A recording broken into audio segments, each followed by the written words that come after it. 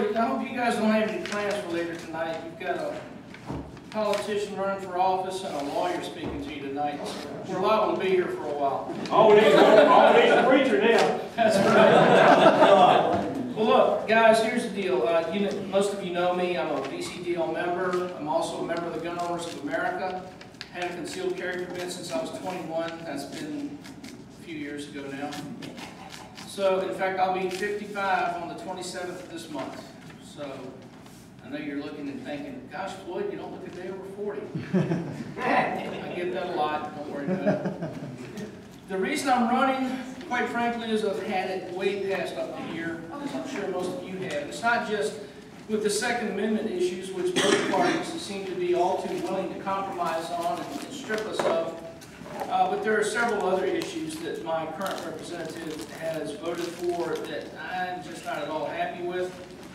And I hope you're not happy with it either. And well, you shouldn't be, because if you care about the Constitution, as I do, if you're not willing to compromise away your liberties, and I am not, then we need to get new representation in Washington, D.C.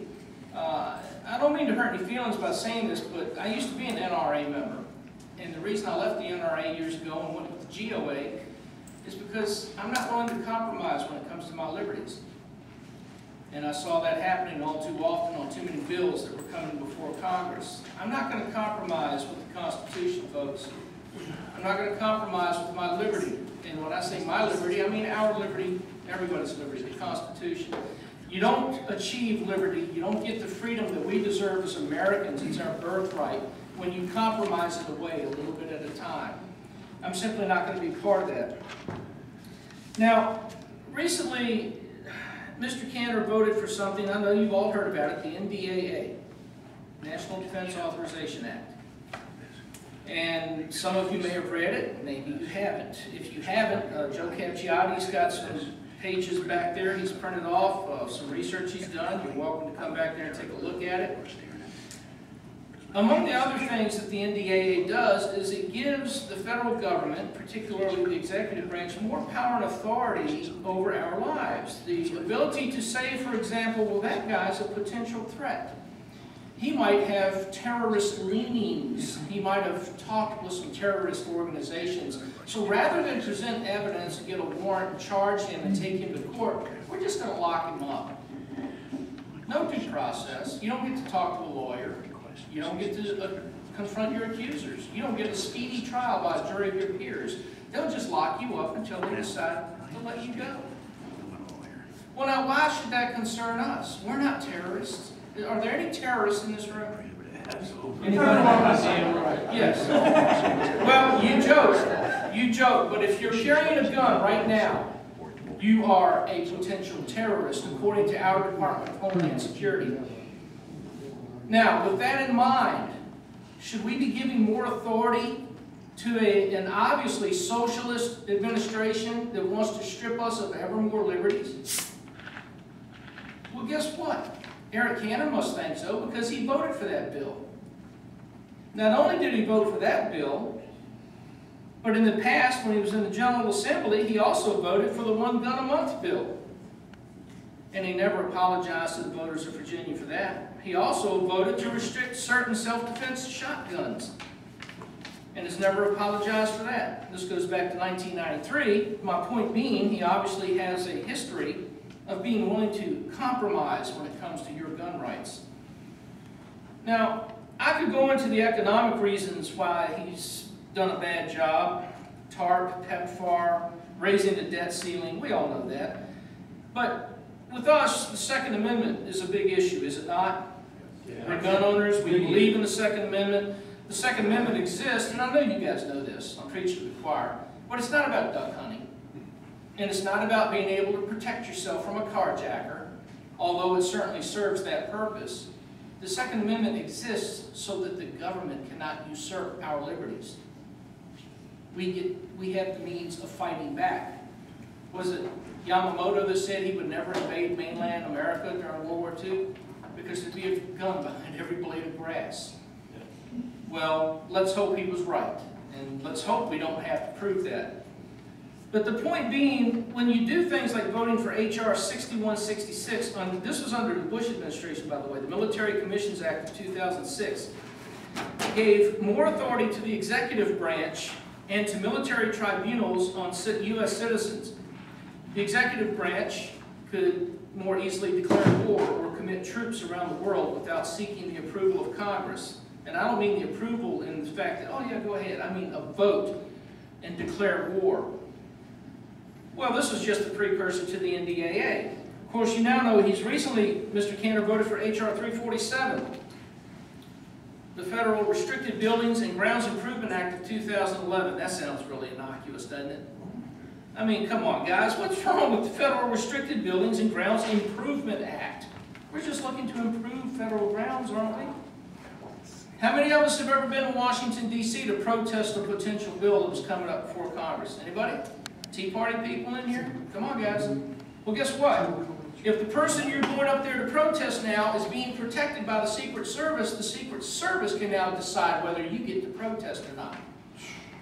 And if they decide that you don't, then you either leave or you're going to be arrested. Did Eric Cantor, you say Eric Cantor supported that? Eric Cantor voted for that. Yeah, that's for real. I just discovered that today. I saw Fox News. Thank the only you. one to It's a raise felony. Now, folks, we've already seen that he doesn't care about your Fourth Amendment rights, your Fifth Amendment rights, and your Sixth Amendment rights. Now we see the attack on your First Amendment rights. If there's anybody in this room that can look me in the eye and tell me that Eric Cantor is a conservative and that he cares about the Constitution, I'm going to tell you to your face, you're a fool. Now, that may not be popular with some of you. You may not like to hear someone talk that way, but I've had it, folks. I have had it.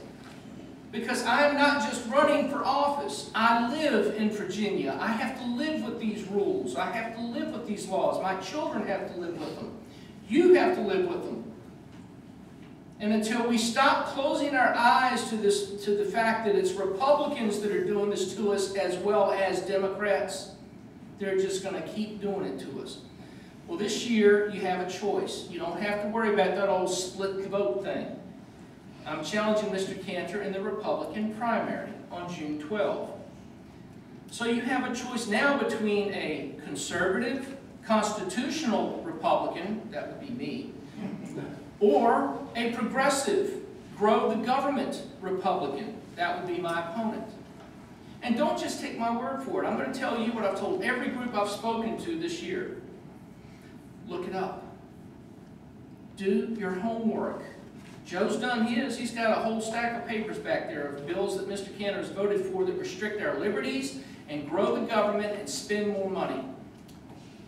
So when you leave here tonight, if you want to leave here believing Floyd's just another politician, he's going to tell us what he wants us to hear so he can get elected, don't believe me.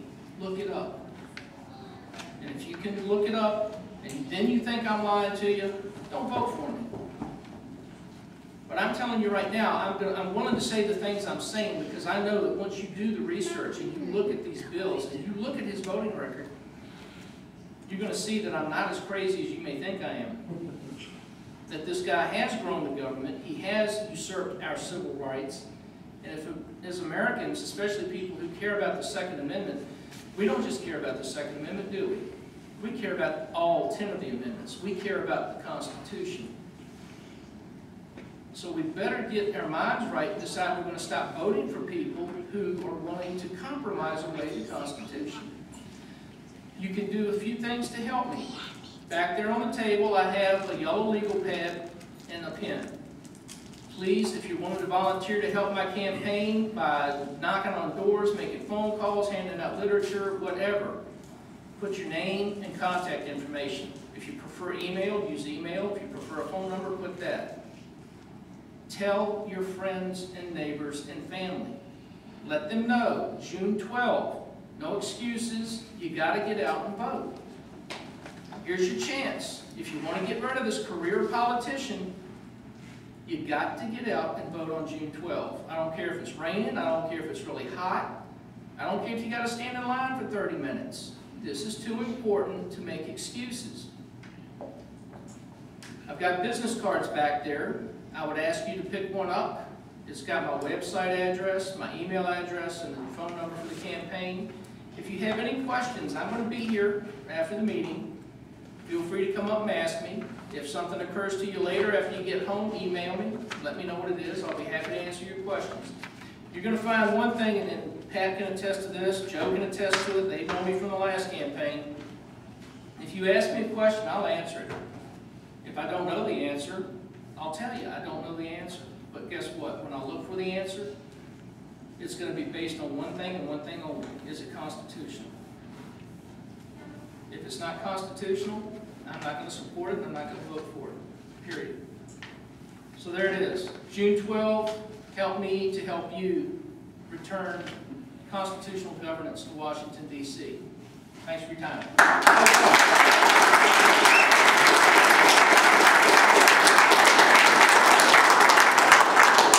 That was, even though it's not directly gun related,